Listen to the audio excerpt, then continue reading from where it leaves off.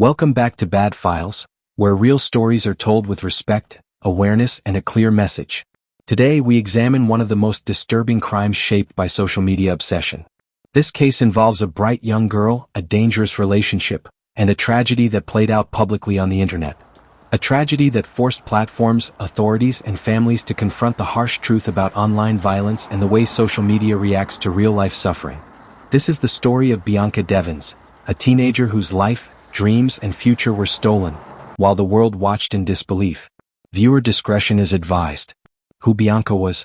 Bianca Michelle Devins was born on October 2, 2001 in Utica, New York. Those who knew her remember a warm and gentle soul, soft-spoken, intelligent, and deeply creative. She loved art. She spent hours sketching anime characters and experimenting with alternative fashion styles. Self-expression wasn't just a hobby for her, it was a way to feel understood. Bianca experienced struggles in her life, like many young people do. She battled anxiety and mental health challenges, but she also worked hard on her healing. Her family supported her, and her future felt full of possibilities. She was preparing to attend Mohawk Valley Community College. She wanted to study psychology and one day help other young people going through what she had survived.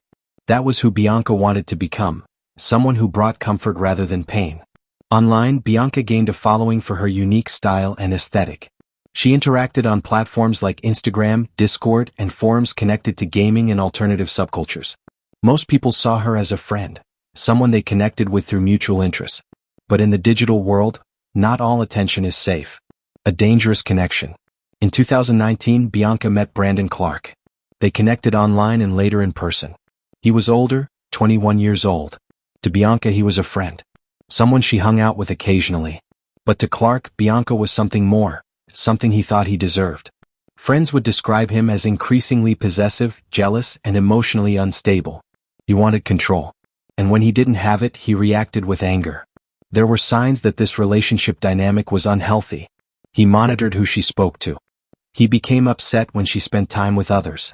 He interpreted friendship as romance.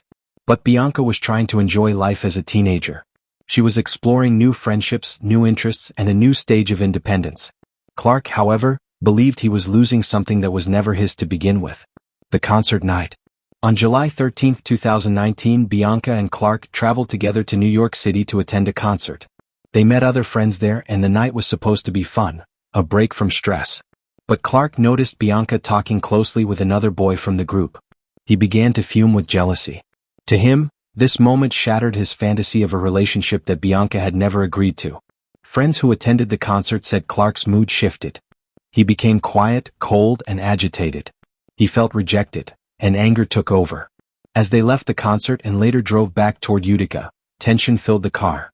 And somewhere along the trip, Clark made a decision that would forever change lives. The early morning hours. It was the early morning of July 14th when things took a horrifying turn. Bianca, tired and unaware of Clark's plans, had no chance to defend herself from what came next. Out of anger, obsession, and a twisted sense of entitlement, Clark murdered Bianca. Her family, her friends, her entire purpose, ended in a moment driven by control.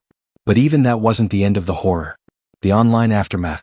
What Clark did next shocked not only Bianca's loved ones, but the entire internet.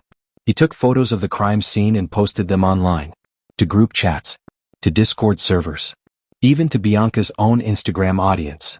Strangers scrolling through their feeds experienced a disturbing reality no one expected to witness. Some users reported the images immediately, but others reshared them, mocked them, consumed them like entertainment.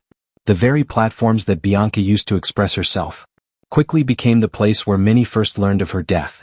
Her sister received the images. Friends pleaded for people to stop spreading them. But the internet can be cruel, and once something spreads, it's nearly impossible to erase. Bianca's case sparked urgent questions. Who controls what we see online? Why do some celebrate tragedy? And how do we protect victims when the world refuses to look away? Police response. Authorities were alerted quickly as images circulated.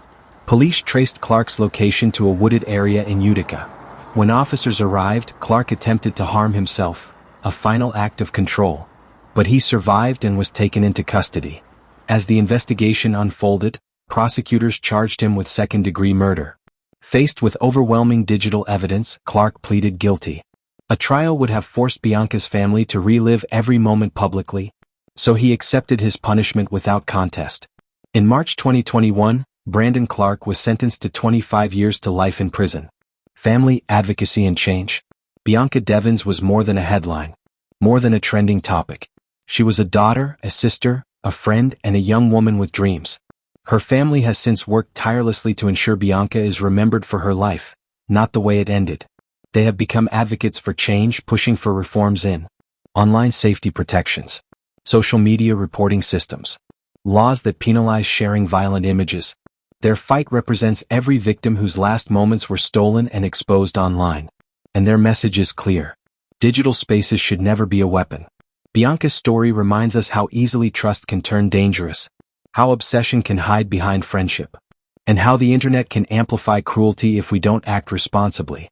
Her life mattered, her dreams mattered, and her legacy pushes us to recognize the warning signs, in others and in ourselves. Thank you for watching Bad Files. If this story moved you, consider supporting organizations that protect young people online and promote mental health advocacy. Links will be in the description. Please honor Bianca by remembering her for her creativity, her kindness, and the bright future she deserved. Subscribe, like, and share responsibly, and join us next time as we uncover another case with lessons we must not ignore. Until then, stay aware, stay informed, and stay safe.